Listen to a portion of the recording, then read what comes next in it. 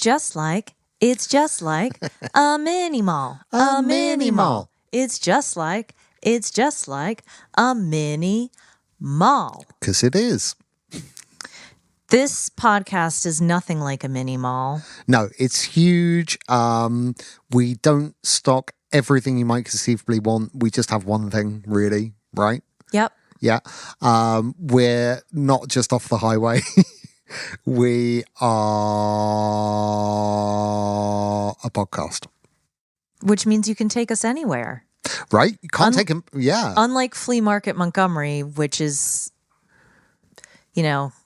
location dependent, I would say. Yeah, exactly. It's not portable. We win, right? Yeah. What else are we better than? I wasn't really thinking about in terms of better than, but I'll tell you what, there's nothing better than podcasting with my husband. Oh, my love. Welcome to Blighty Day Fiance. My name is Michelle. My name is Robin. And we recap reality shows about relationships and dating and things of that nature. That's right. They could be dating shows, like sort of contesty ones. They could be buggy on the wall documentaries about young lovers. Whatever. We're up for it. Yeah, we're here for it. We're here for it. Right now, we are doing our 90 Day Fiance before the 90. You did it below again. the decks of the 90 Below days. the decks of the 90 days. Yeah. 90 Day UK, I think, is coming down the pipe or pike, depending on your preference. We can't wait for that. Yep. On our Patreon, we do, what was the last thing we did? Making Me Watch Selling Sunset. Yep. Yeah, that was a laugh. You're doing royalty. We'll get one of those up this week. All kinds of fun things. And you can listen to all these shows without ads. Yes. However, I love ads. Patreon.com/Blighty Day. Blighty is spelled Blighty. Day is spelled Day. That's right. Yeah. And Inky is spelled...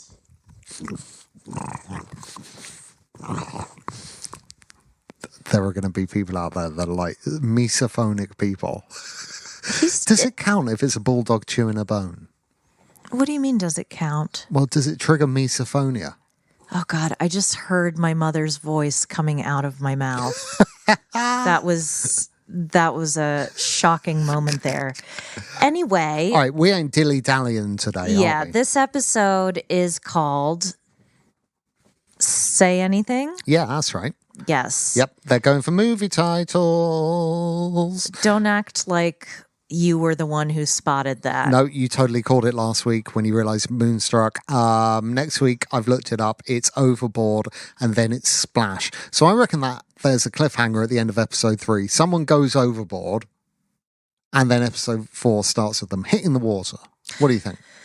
Yeah, I don't know. Because I'm trying, I can't think of anything else that these films have in common. No. Apart from the fact that they're romance. Sort of romancy films from the 80s, Yeah. I still think, though, Overboard and then Splash, I reckon that below the 90 decks thing, I think it's happening. Here's hoping. I think it's happening. Right, who are we going to start with? All right, we're going to get started with Riley, who wants to know if Violet is really divorced. Oh, okay, good. He's champing on a cigar. Ugh. He's talking about protecting his heart. He asks the PI, how often do you find that women are lying? And the PI is like, women are awful. They're all liars. The PI actually said 80%. Yeah. But here's the thing. I think you can prove anyone is anything, right? And it's his job to do that. Right. Yeah. I think when somebody... This is self-selecting as well. Like people... I think when somebody hires you to find out if someone is cheating... Yeah. And they don't find out that someone is cheating or that person isn't cheating, you maybe don't get rewarded as handsomely as you might if that person were cheating. So I question You're going to get more work. You can string the case out if there's something, right? This is nothing against private investigators. No, but they're going to want evidence and stuff. You can't just say, yeah, I found her in a locking room with the Scrabble team. Well, with AI, you can do anything now. So how can courts be expected to discern I know. between AI and real evidence? That's what I want to know. I think Gino's the deep fake. I don't think so. Really? Who would want to deep fake that? You should see some of the stuff that... yeah. The only thing she's deep faking is orgasms. Ouch. Yes, that was a weird one, wasn't it? The old go to the private eye. The basic premise and principle is this. If you need to go to a private eye because you don't trust someone, you've already got your answer, right? Yeah. Yeah. I think Riley should be more concerned with controlling the volume of his voice so that it goes slightly below the roar of a jet engine. Yeah, he's pretty overbearing, isn't he? You know, he's going to breeze into a room with a big old voice, the cigar smoke billowing in your face. He's something of a room killer. Who is it that always, is it the guy, is it the Southern guy on Below Deck who always screams? It's just so loud. Oh, yeah. I'm like, Sir, you are wearing a microphone and the camera and the producer and everything are like less than a foot away from you. You don't need to be that loud. No, it's ridiculous. It's beyond the pale. Yeah. I don't understand. He might have that. needed to be that loud with his dad. I don't know if his dad has hearing issues. He didn't hear Riley when Riley said, I want all of the goat, I want lots of goat, give me masses of food, I am starving hungry, because that was a meager portion, I think. It bothered me. It didn't bother you. I was bothered by it. I wasn't thinking that much. Yeah, I don't think his dad heard that, so maybe he has to yell at his dad. Having said that, seems that someone else is yelling at his dad quite enough. Yeah, well, yelling through text. That ever happened to you? Pardon? Has that ever happened to you? Has whatever happened to me?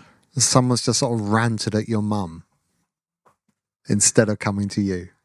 Yeah. I think you've ranted to my mom instead of coming to me. Probably me, yeah. I was like, 150 texts is nothing. It's fair enough. I mean, no. Mima is the kind of person that you go to for advice. Yeah. And you know she's always going to tell you. She's not going to tell you what you want to hear necessarily, but she's going to give you solid advice. Yeah. And she will have thought about, all the different variables. Yeah. I don't think they have that kind of relationship, though. I don't think they do either. It was quite good that he did keep it to himself in a way. That's quite tactful, but it's also not great. Like, maybe don't do it just before, your son gets on the plane. Maybe. I think that's the only time to do it. You think? Yeah. I don't think that he should have kept any of that under his hat. I think it's causing an elderly man a considerable amount of stress. Yeah, it was pretty gross. And it's not his problem. Yeah. And actually, it makes me think not very highly of Violet that she would choose to go in that direction. Yeah. I mean, feeling it out once, maybe, but 150 texts? 150 is a hell of a lot, right? Yeah. No, kind of weird. I quite liked him last week. I realised this week why you didn't really like him very much. He's very confronting. He's very controlling. Yes. He's not really, I don't know.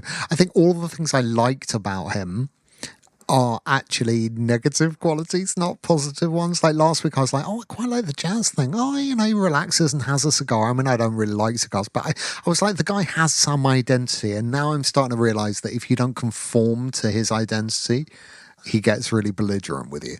That he's one of them. Yeah. Yeah. I didn't realize that, you see. I thought he was just kind of a little freer and looser than some of the people we sometimes get. No. Yeah. So, DOA there.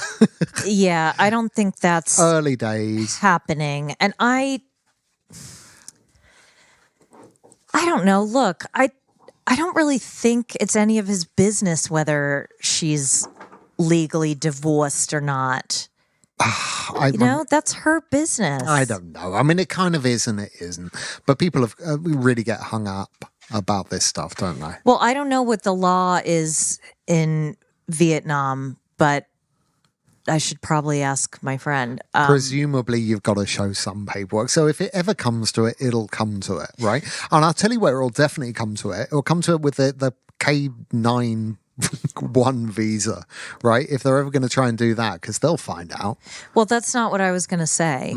What I was going to say is in some countries, there are laws that are divorce laws are such that it's punitive for the woman, right?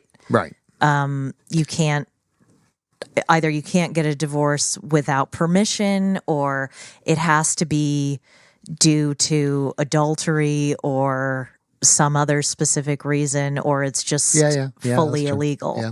So it just gave me vibes of, do you remember Tania?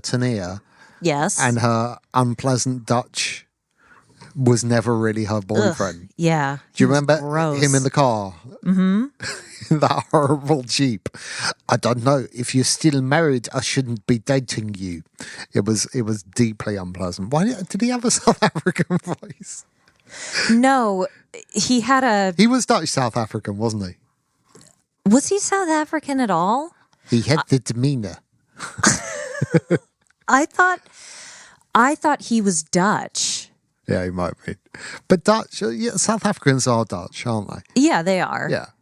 From way back when. Yeah, I mean, I imagine if I'm going to offend one nation, I might as well offend two. That's fine. So no, it was a bit of a running theme this week, actually. People that I have tremendous hopes for last week. I'm a little bit head scratchy. I'm a little bit down.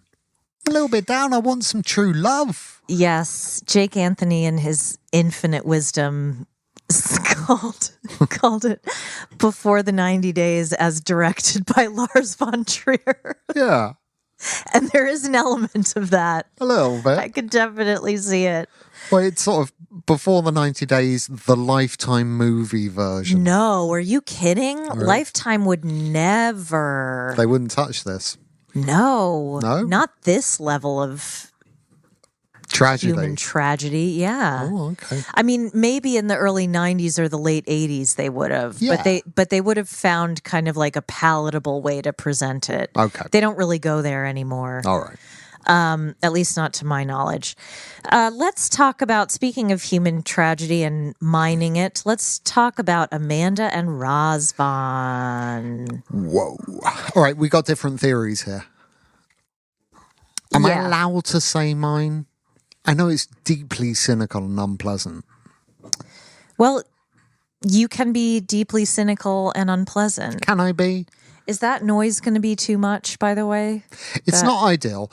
Anyone that has a problem with it, please write to Inky Snark, P.O. Box, I'm Chewing a Bone, London. Yeah. Look, he's not panting or jumping on me or destroying anything. So basically, it is Florida hot here right now. Yeah. It is disgusting, and we're kind of all forced into the only room that isn't baking hot. But we also can't put fans or aircon on while we're recording, so we kind of got to listen to the bulldog a bit. So apologies if it annoys you. But we're doing this for you. Yeah, hopefully it won't come up. Anyway, you felt that she got the ick as soon as she got off the plane.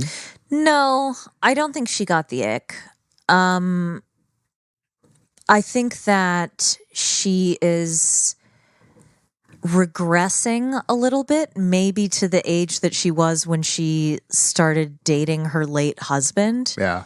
Because she is acting like a sulky teenager. It was incredible, wasn't it? Um, I yeah. I really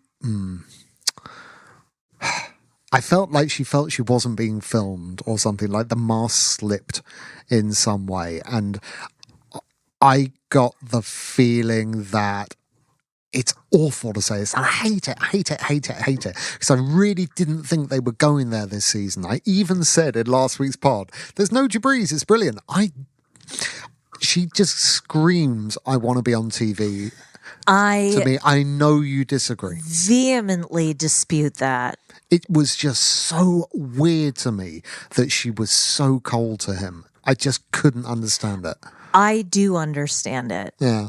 I think that she has been living in her head since her late husband's tragic demise. Yeah. And she has just been going from moment to moment, and she's had a very specific idea of how this story would play out. What was she expecting? Like, how could a scene at an airport go any better? Or is it that he wasn't perfectly lit and she's used to seeing him perfectly lit? I don't think it's that at all, His chest Robin. wasn't out. What was the problem? I just think that when you are confronted with reality after you've been dreaming about something and kind of having this not real internet relationship, this almost parasocial relationship, when the bubble bursts and it's right there in front of you, I think it all came to a head right in that moment. One, that she shouldn't be there. Yeah. Two, that she has no idea who this is. Three, that she is many, many, many, many thousands of miles away from her young, grieving children. And last but certainly not least, that it's all being filmed. Yeah. And I think what we were seeing there was just a simultaneous sneeze and fart of all of that shock arriving in one moment. I felt bad for him, and I don't want to feel bad for him. I mean, he's a douche. There's no bit of me that particularly likes him, but it's like, I don't know, the kind of the bear thing was okay. I'd like, oh, yeah, I like it, it's good. Was just, we've all been there, right? The gift that just gets nothing. I don't have a problem. It was a bad first date, is what it was. Which says everything you need to know, because, like, you should have had the bad first date before you involved your kids and flew around the world and all of that stuff, right? So, yeah.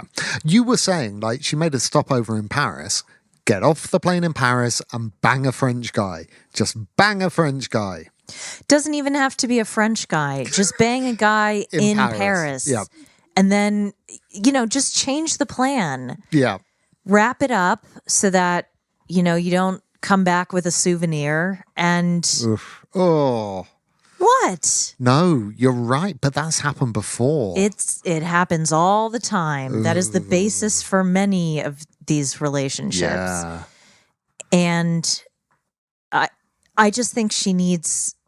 she has so much healing to do, and I almost feel guilty watching this happening. Well, me too. That's the thing. It wasn't. But you just said she's some craven monster who wants to be on television. Well, it worries me. It worries me that there's no enthusiasm in it for her. And like I say, she had the demeanor of someone who didn't realize cameras were rolling. And like it will flick on a moment later, and they've used the bits where it hadn't flicked on. I sort of get the feeling that they were stitching her up a little bit. Yeah, like the edit was coming for her, and there's got to be a reason for that. like other people, they wouldn't have included some of that stuff. That thing in the bathroom was like, I know it was just a small kind of everyday thing, but it had like psycho horror kind of elements to it. It's something you might see in a scene from an Ari Aster movie or something, when she just freaks out. Come in here, come and explain this to me. All right, so will you just admit that you were wrong then? What? She's not an influencer who wants to be on television. She's someone who is a mess. And yeah. Fairly, reasonably. And is living understandably in this trauma and should not be on this program. I don't know. We'll see. But no, she shouldn't be on this program for one of those two reasons.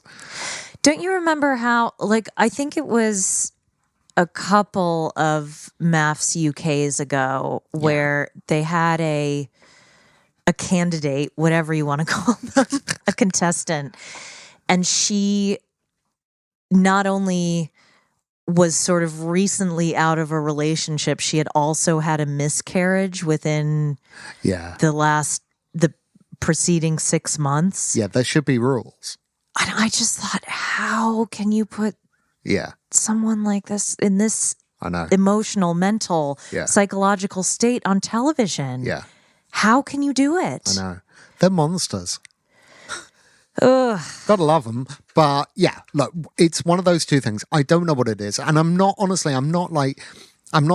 nailing my colours to that particular mast, right? I could be entirely wrong. It's just, there wasn't any sincerity in it. And you could be right too. You absolutely could be right. It's just that the bubble burst and she got some sort of a big metaphysical ick. And that's a good theory. It's a good theory. I was worried. I had worries that she was so very, very different. It made me feel like it was a slipped mask, which made me feel that she was always insincere. But people... No, I hear you. I hear you. I didn't say anything yet. Okay. People mask for lots of reasons. Lots of reasons. And I think grief is quite a compelling reason. Yeah. And I think particularly having been presumably raised in the South, I don't know that that's where she's from. That's where she ended up. But women are not encouraged to show their true selves or true emotions. And I'm sure she is sick to the back teeth of people asking her how she is. Sure. And not being able to be authentic. And I think what we were seeing is, yes, it was the mask slipping, but that's not suggesting a moment of falsehood. That's quite the opposite. That's we'll see. We'll see. It's one of those two things. That's but like the I said, patina coming off. How high in a tower block could you comfortably live before you would just have constant vertigo? I don't want to talk about that. I want to talk instead about whether you go to a country for the first time, like Romania, and you stay with someone, with a man who you've never met. Yeah. And nobody who cares about you is anywhere near. No. And even if they were, you're like 7 miles up in the air. So even if they came to even if you were geotagged, right? Sure. Even if you dropped a little tag, a little pin, like follow me pin, right? You could be on any one of 200 levels up. I just wonder if they're not finding you for weeks. There weren't cameras there. He could have just, turned off the on-off switch on top of her head, and I know the dog is making her little nest. Okay. Yeah, the magic off switch. Someone could have whacked her in the head, stuffed her in a trunk, and nobody would have ever heard from her again. And her children would be orphans. They would. I just think it's incredibly irresponsible. The whole thing reminded me a little bit, and I mentioned it at the time, and you remember the names. What was the name of the American lady who went to stay with the Spanish gentleman? Courtney. And he was modeling on her first night. Do you remember? Yeah. No, he was a judge, wasn't he? Yeah, for he was modeling? judging a beauty contest. He was judging or a beauty something. contest. And she sat in the back of the room, slowly getting more and more annoyed. But there was the same kind of, I'm not going to sleep with you for the first 7.5 days. Do you remember she had those same kind of rules, which is fine. I just always think it's really shit to say it out loud. And I know she didn't say it to him, but she did say it like to the camera crew. And this is something like, I don't know. Just saying that he's not going to get it. Everything's her gift to give. So she can sort of be stroppy and sulky and withholding and all of that stuff. And it's his job to kind of, not woo isn't the right word. It's his job to break down her defense. Like everything in that is really unpleasant when those aren't the dynamics relationships should have. It should be two people coming together. That's true, but a lot of women lead like that, like Mildred on The Ultimatum. Like, this is me and I'm deeply unpleasant and it's up to you. Right. It's your fault and your responsibility and you need to break down my defenses. And if you can't do it, it's because of what you're not doing. It's not because I'm unpleasant. Right. Could you live in an apartment that white? Why are you asking? I don't want to talk about the apartment. No one cares about the apartment. Okay. It's creepy. It was creepy. There was something really creepy. It's claustrophobic. Yeah. It's tiny and it's high up. Yeah. So you already know my feelings about all of those things. I would have freaked out. None of the windows open, right? Right. Which is why I don't want to talk about it. I don't want to be put in an unpleasant frame of mind. All right, let's move now, on. here's an unnecessary question, okay? Okay. Why do you have tissues by your... I'm sorry, who doesn't have tissues by their bed? Maybe you don't live in a house that was built in 1894 like we do, and you have like a total dust-free home and you live not in a city where the air is clear and pure and you never have like anything to worry about. So you don't have to blow your nose in the night. But look, I've got a very sensitive respiratory system. I need tissues near me 24/7. I like the fact that he fessed up though. And he was like, well, for cleaning up sex stuff. It was good. It was good. I think it was his second answer. I think his first answer was to blow my nose. I just think that's an odd... No, but you know what she was doing? She was doing what we were talking about before. I hope you don't think you're going to be getting any sex. Oh, fine. Right? So it was shaming. Right? I found it really just another one of her kind of little passive-aggressive, unnecessary digs, which was like it was so unromantic. That's all, right? I'm not saying that... I'm not saying that she isn't sulky or withholding because she is both of those things. But for good reasons. Like I said, I think it's coming from a fearful place and a hurt place. And I think you're being slightly unsympathetic here. I'm concerned. No, but again, I don't want to call anything. I'm just concerned. All right. Yeah. Well, let's not over-index that. Okay.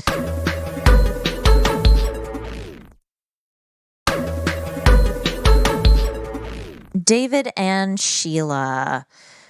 I'm just going to say it because I feel like it needs to be said. I'm not sure about signing and driving. Right. At least he told his friend, eyes on the road, pal.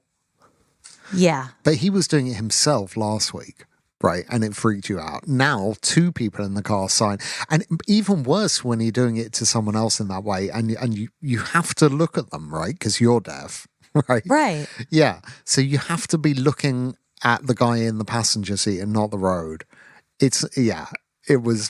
There might be things that I don't know about this. And again, please be kind if I need to be corrected. I'm not making a joke out of it. I'm not trying to,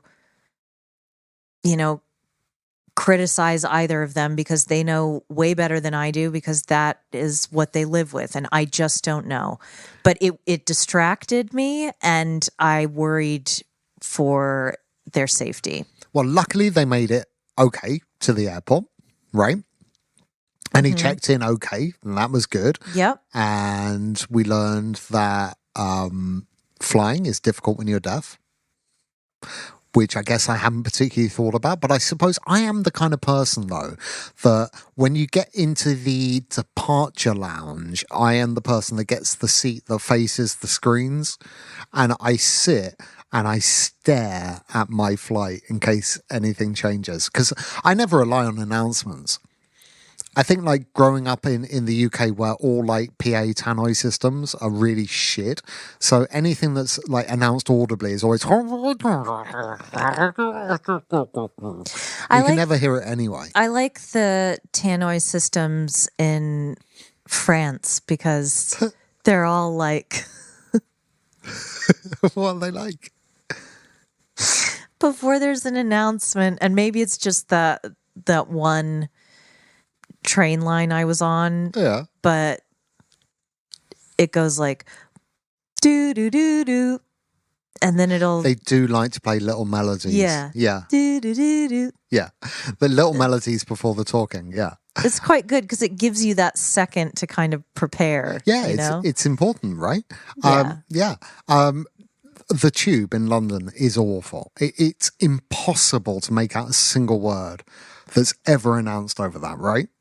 Whoever installed, like, as a sound guy, it bugs me. It's like, come on, you can do better. I hear you. Yeah. Well, ha ha. But yeah, I would have noticed anyway. It's fine. You just stare at the board. So while David is on his way, we meet Loving his airline food. Sheila. We do. Sheila is a strong, independent woman, a single mother. Hard to imagine assimilating to these kind of circumstances. She has been through a lot. There's no running water. The house has been damaged from fire and typhoon. She said that they had a toilet. I don't know that was a toilet so much as It was a bucket in a corner. Yeah. Maybe it was plumbed into something. Who knows? I don't know. But she was, here's the thing, right? She wasn't like kind of craving like, I deserve more than this and I'm going to scheme to get some of that American money or anything. She was like, it's hard, but we get by. And she struck me as the sort of person that would continue living there and having a good life, right? But also, take a shot at something better, right? She deserves better things as much as anyone who's we've spoken about this before, who's natively born into better things, right? Sure. But you see things like that and you're just like, can we all stop with the whole you just want a green card shit? Can we just never say that line ever again? Because the only reason native born people get to live in a country is a pure accident of birth. It's just luck. And I don't think that things should be decided on luck. I think they should be decided on merit. I think people should be able to lose their citizenship. I do too. If, for example, they commit an act of treason. Yeah. Not naming any names. What else? I think Sheila's quite forthright and honest. I appreciate her candor. Did you appreciate her candor about his eggplant, which looked yummy and red? Yes, I did. Okay. You know I love a yummy red eggplant. Sure. Who doesn't? Yeah, she's got her friends helping her choose an outfit to meet him at the airport. I think it's nice. She lives with her parents, who, they look like they've had pretty difficult lives. One thing I'm worried about is the jealousy thing, the checking each other's phones. I don't think that leads anywhere good. No, what worries me is she is going to be unpleasant to him. Yeah. Right? And I'm not sure he knows how to handle that, you know? But what I would say is it's all on a plate there for her. Because I think he's a sincere and nice man, right? Yeah. I have no reason to I be hope so. suspicious of him, you know? Yeah. I don't know what she is expecting when she gets over there. This is not a wealthy man. Right. And, you know, sadly, his disability limits his prospects I say sadly and also disgracefully, you know, but it is a fact of life. So I think there could be a bit of a Sean Christine situation where she gets over and goes, wow, this is really not that much better than what I came from. But I think it is discernibly better. I mean, she is so impoverished where she is. You know, I don't think that David has the mental health issues that Sean had, but I see a parallel, and I think particularly her not being able to speak sign language or speak ASL, I should say, is a potential obstacle for them. But I have hope for it. You know, I think there is potential there, mainly because he is a good person, as far as I can tell. But we'll see. I just, you know, I hope the show isn't going to go down as she just wants his money, because when like your child's idea of a good time is literally playing with dirt, it's not unreasonable to want a better life. Yeah, it's tough. Let's talk about Ty-Ray. Yeah, so I'm a little worried about him. Yeah. He admits to having seen catfish, and he feels ashamed because he Which bit of catfish has he seen? I mean, like literally none of the things you look out for as someone who's seen catfish are things he has done. It was staggering. Yeah, as someone who's been catfished, unfortunately didn't part with any money as a result of it, but was certainly deeply affected and disturbed by it emotionally.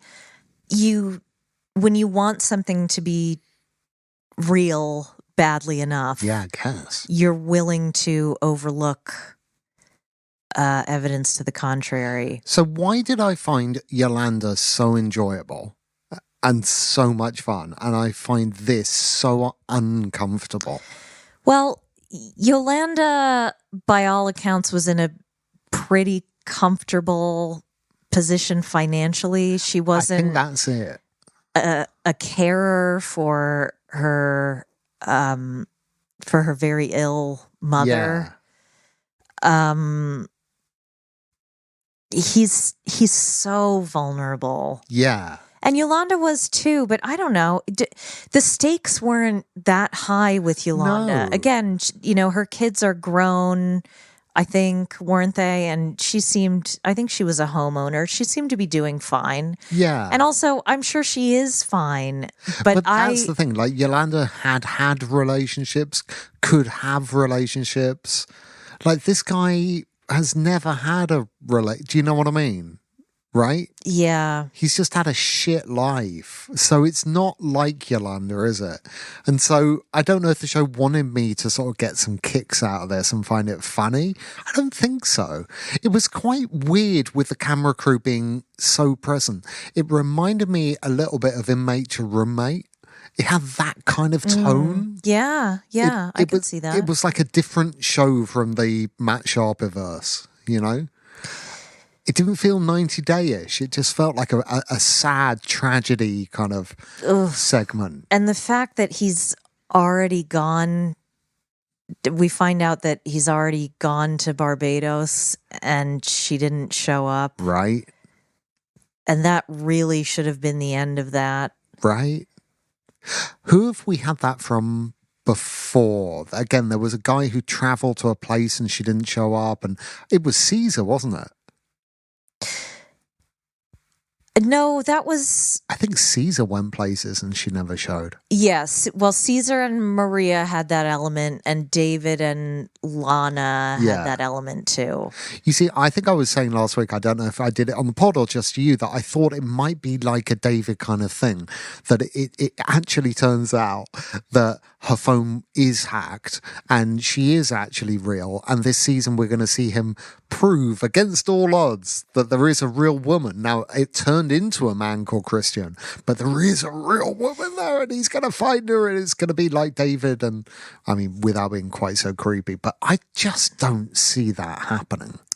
Well, I have my doubts because we know that there are 3 other couples, and I would put money on at least one of our current couples being phased out. Oh, yeah. To make room for those, because there just isn't enough time on the show. Right. I think there's 2 at the moment that are dead. Which ones? Riley, is that the cigar dude? Riley? Yes. I'm terrible with names at the start. Riley. I think he's got a really bad temper. I think we've seen him go out there because it's been sort of trial. So he will go. I don't think he'll even give it a few days. I think he'll be right down her throat with accusations. They'll have a big fight and he'll be on the plane home. So I think that one's done for. I think this one's done for. That's a couple right there. And it is possible that Amanda and Razvan is just... She's just going to miss her kids and just come home. It's just not going to happen, you know? Yeah. I don't think 3 weeks... I can't see her staying for 3 weeks. It's a hell of a long time. Yeah, that is a long time. If it stays like this, you know? Because he's going to be... I mean, like, he's already said, oh, I'm going to be shooting a film with another girl where I have to kiss her and stuff. You know, it's... Oh, we didn't talk about that. We didn't talk about the conversation that he had with his erstwhile lover. That's right. We didn't. Yeah. She was an interesting looking lady. Yeah, I guess. A whole different, I was just saying, like a whole different kind of aesthetic than you usually get on these shows. It was quite nice, refreshing. I can't get a fix on him because he's not a good actor. No. And I don't really understand. And I recognize that this makes me sound really dumb, but I honestly can't get a fix on what he might want out of that relationship, because surely he could find a sugar daddy or mama who would happily doesn't have 2 grieving children. Exactly. And where does she even live? Louisiana, I want to say. But not a big city in Louisiana? I don't think so. It's not really the life that he probably has in mind. He might just be, and we might be wrong here, you see, because there is a chance that he is a Binyam, I was thinking. Right? Because there are parallels. So the Romanian girl, did we get her name? I don't remember her name. Totally forgotten, yeah. There were elements there of Binyam's dance partner. Yep. And the girl that he did his like kickboxing training with, not kickboxing, whatever it is he does. Well, that was fake. Yeah, that was definitely fake. But she had there was that vibe there. Yeah, there was a bit of an energy between them. Yeah. And then it occurred to me that there's quite a lot about him that's Binny-ish, actually. So we'll see. And in the same way that it's easy to portray Binyam as, you know, a cheater, a waste of time, this, that, the other, I've always found him a solidly good bloke. So there is a chance that this chap is a solidly good bloke. We'll see. Yeah, there is. I mean, I think he's The impression that I get from him is that he wants, not that he wants to be an actor, but that he wants to be famous. Oh, yeah. Which, of course, the two can coexist, but that's rare. Yeah. Right? Yeah. I have It reminded me of the David Sedaris story about the guy doing graffiti at 1 a.m. There are plenty of people who are working actors who never become famous, but they're happy being working actors, right? This guy would not be happy with that. Yeah. No, definitely not. No. I think it was Rafe Fiennes who said in an interview that if he hadn't been successful quite early on, he never would have persevered with it. Right. I think he said, I absolutely couldn't do it. Yeah, being a jobbing actor is really tough. Yeah. But it's probably less tough when you get to shoot the sort of movies he's shooting. Yeah, you guys, I'm not going to back away from what I put out there last week. I think he is a featured performer in, maybe he doesn't get it all out. Maybe he doesn't do some of the Come on, who doesn't these days?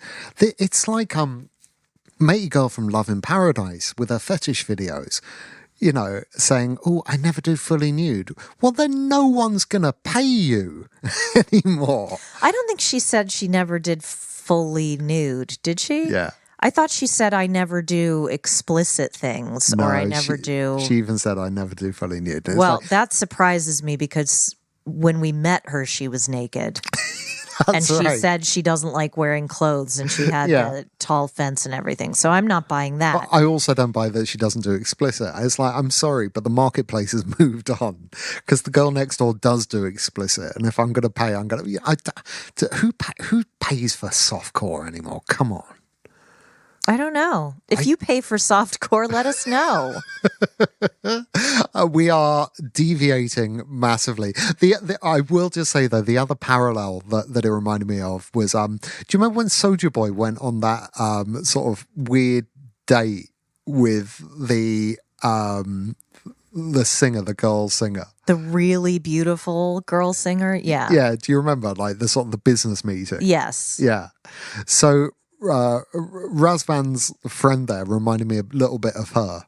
Do you know what I mean? Like, these are the kind of women that you're competing with. Yeah. Because she looked like a fucking star. Yeah. Right? She was cool and bright and, like, all right, quite emotionally intelligent. And yeah, I know. But I was just thinking there's a bit of that there as well. So I'm seeing echoes of two guys I've enjoyed watching on TV in him, is all I'm going to say. Just from the people he's around, That's totally fair. So we'll see. But we've gone back to that, and we didn't mean to. But yes, you're absolutely right. There's some deadwood already. Right? Yeah. Yeah. Have we done everyone? Is there anyone? No. Speaking of deadwood or no wood at all. Oh. Gino and Jasmine. Well, of course. So Uncle Marco, returning again for a guest appearance, organizes a dinner. The ghost of Stan Lee. With his sauce that took 3 hours to make, which, as you quite cleverly pointed out, is not unlike Gino himself. Gino takes longer than 3 hours to make his sauce. You and I argued over the pasta. I said it looked overly done and a bit dry. I think pasta should be dry. I think there is a huge misconception in some countries that... I agree. I don't want sauce with a few bits of pasta, and that's not what I like. But it looked overcooked. Fine. Wouldn't be dry then. Overcooked pasta is wet. Well, I don't want to resurrect this argument, so I'm going to leave it there. Tell us. It didn't look good, though. Let us know what you thought about the pasta. I think the sauce was overdone, and the pasta looked kind of dry and burnt and crusty. Yeah, that is possible. I got the feeling that someone had watched like Goodfellas and had been at a bit of garlic with a razor blade, and it's that sort of, when you have Italian blood and you're American, you have this idea that you're the greatest cook in the entire world, but actually you're not necessarily, just because you have Italian kind of heritage, right? Yeah, I think Italian Americans, or self-identified, some self-identified Italian Americans who have more than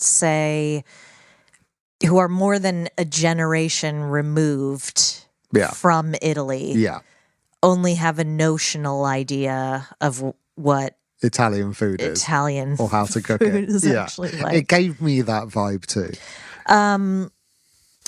So while Gino was having this conversation with his family, one of whom, and again, I'm appealing to a small subset of our listenership here.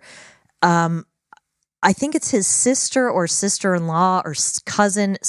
There is a lady there present who looks like Tyler from Teen Mom OG's mom. Okay, not familiar. No, she is also from Michigan, and I just think they look too alike for it to be a coincidence. But, she didn't... But it is Michigan. A lot of people look like a lot of people in Michigan. I've just alienated everyone in Michigan. Is that anecdotal? Or... It's sort of and sort of not. I mean, you go to Frankenmuth and tell me I'm wrong. To what? Frankenmuth. It's a place in Michigan. Oh, okay. It's where they got Bronner's, the world's biggest Christmas superstore. We're going to have to move on. It's Christmas all year round. There's a tiny Hanukkah section. Right. So Gino is talking about a prenup, and in my notes I've said I can't have this argument with the wall again, but I am going to have this argument because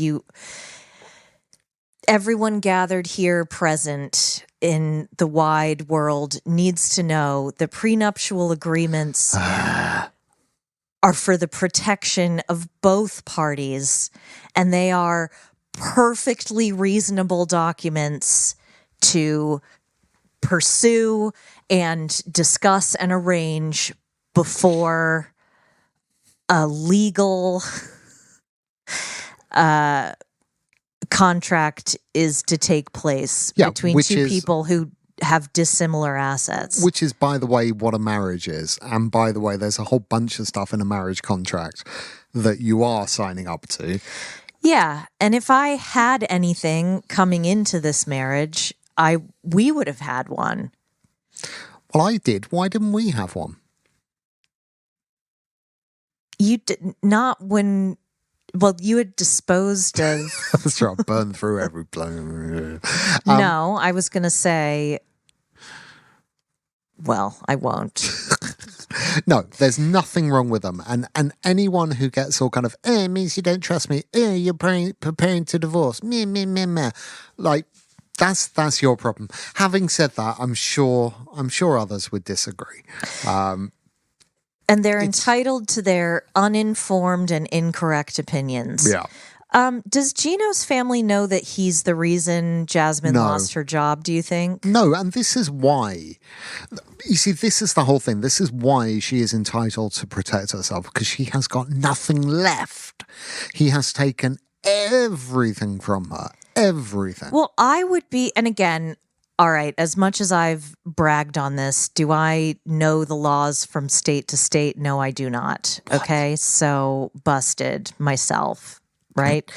But what I do know is that Jasmine is making a considerable amount of money on OnlyFans, and Gino shouldn't have any rights to that when they do get married. Well, he will have rights to it if he's clever about the way he phrases that prenup. I don't think there's going to be a prenup. I don't think there's going to be a marriage. I also don't think there's going to be a wedding. No. Anyway, we then But go... what I will say, it's interesting you raise the OnlyFans thing, okay? Because this entire segment, I was a bit like, oh man, she's turned into Stephanie. Like, I felt it last week, but this week it was really obvious. Like, Jasmine is just over talking about sex. That's all she talks about. And she's extraordinarily explicit in weird contexts.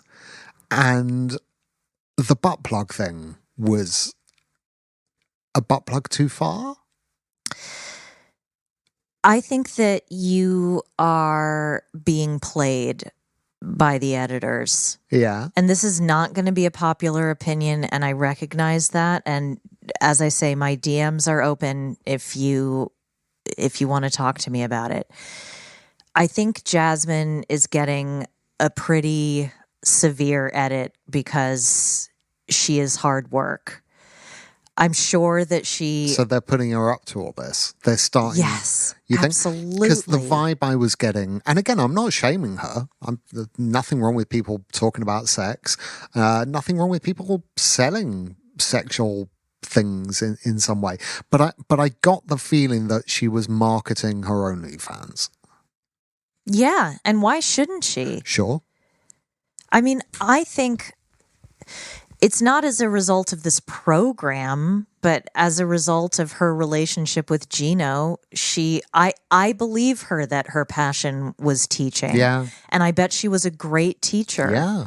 And there is absolutely no going back to that. She certainly can never teach again. Right? And she needs to make money at this while she still can. Mm-hmm. Stephanie is a soulless husk of a human whose sole prerogative is to make money as quickly as possible. Yeah. She has zero scruples. And zero interest in sex. And zero interest in sex, and probably is asexual. Yeah. Not that there's anything wrong with that. It's the fact that she purports to be very sexual when she is clearly not. Yeah. I contest your comparison there because I think Jasmine is a clown. I'm sure there are certain aspects of her life that she is playing up and that production are encouraging to play her up. But I think Jasmine is a real flesh and blood human who feels and actually without loves a doubt. him. Whereas Stephanie's never had a human emotion in her life. But no, I don't disagree with that. It's just when I feel that I'm watching a show for people to sell me things outside the show, it irks me a little bit. And I can't think of a reason to go on a show like this unless you have something to sell. So Fair. Yeah. I think there's a difference between being a Jabri and Miona, who do this entirely false narrative, who were already married when they went on the show, who pretended that they weren't married, who pretended they had to live with his parents, who pretended, the whole thing was completely fake and designed to drive up their social media. Or Stephanie, which was completely fake. Yeah. Yeah. Sure. Fake on her side. I dare say it wasn't fake on Baraka's side. I think Baraka was sincere. Yeah, so look, in this particular way, I don't have a problem. I don't want to see them kiss, and I don't want the mental image that comes with putting lipstick on her favorite piece of meat. I can do without any of that. Yeah. But like I said last time, the most distressing piece of this story for me, besides the fact that she's not shagging that gorgeous Australian man in her building, is that she's doing all of these things ostensibly because she thinks it's her fault that Gino can't come inside her or whatever. Yeah. Whereas the real reason Gino can't come is because he is living on a diet of Twinkies. I think Twinkies would probably keep him healthier than whatever, like, carcinogenic food substance You're right. he microwaves every night. Yeah. Was it Gino I was talking about when I said that he looks like bacon that's actually still made of bacon? I think so, yeah. Yeah. He's a walking nitrate, isn't he? Or a nitrite. Is it nitrites or nitrates? I think it's... Oh, God, I don't know. My mind just totally blanked. Yeah, Commodus chemistry majors. It's so warm. Yeah, but I just get the feeling that Gino is just, the bit of ham that's got sweaty, right? Ugh. Oh, boy. Well, look, hey, it's going to be a laugh. They're always a laugh. And I am looking forward to more of him being out there. Did anything come of him arriving? Was there any... No, I mean, they kissed and it was gross. Yeah. Yeah. I don't get it, but I don't get a lot of things, and that's all right. He did commit the greatest sin in your book known to man. Yes, that was horrifying. Yeah. Please. That is the worst thing we saw in this episode. I think that was in the trailer for the next one, actually. Oh. Yeah, if you get on a bed in your filthy airplane clothes, I don't care if your flight was half an hour. You might want to process that. Look, we're not taking it to ridiculous degrees like what's her name on Paradise, who has That to is sort of so hard to watch. bathe in Dettol, right? Because that was ridiculous. But shoes on the bed, come on. Travel shoes on the bed. So gross. Like stripper heels in bed is fine because you probably don't go out in them, right? They're just for the bedroom, right? But outdoor shoes. Why are you looking at me like I would know? Don't forget Velcro. Little bits of Velcro. Do you want to? I just want to say one thing about the Patreon. Apologies that royalty is a little bit late. We recorded it last week, but it's all right. It's just stuck in the edit tubes. Yeah, but Robin's not been feeling very well, and he is the editor of. You might have noticed, to be honest, today you might have noticed my nose is so blocked. I'm actually struggling to talk. So I've got through this quite manfully.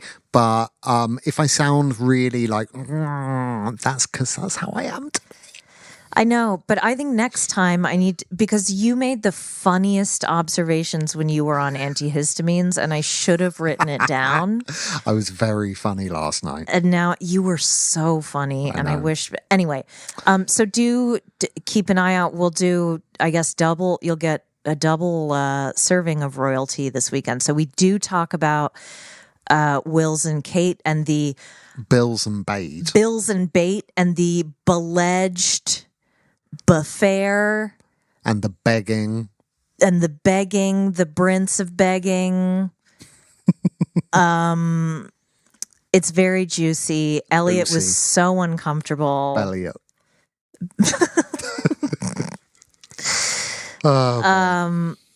Good. Listen to it. Honestly, I'm nearly done with that edit. There's very little to edit. Do you want to talk about the Patreon poll? Yes, I would love for the next episode of Make Robin Watch This. Uh-oh. So the leader, by quite a significant margin, is Welcome to Plathville. Oh, all right. So if you are a Patreonie, and even if you're not yet, maybe we can convince you. Let us know your thoughts on, because I do think it probably will be Plathville unless things changed significantly between now and when we next record. Think about what episode you want to hear Robin's thoughts on, and because he's not never seen it. He's never seen it. I think I'm familiar. That's the blonde family. Yeah. They're so blonde, so pale, translucent. I don't think they're pale. They're very blonde, though. Okay. Well, look, you can tell that we are wilting in this heat. Frankly, we are those people that dream of summer and then the second it comes, we've had enough. It's gross in this country. Until there is central air.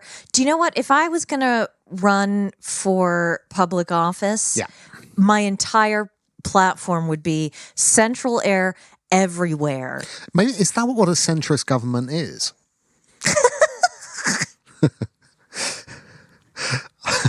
I believe in winning the center ground. Yeah. All right. We will, my gorgeous people. We love you very much. Sorry we're a bit woozy, but that's okay. We will see you soon.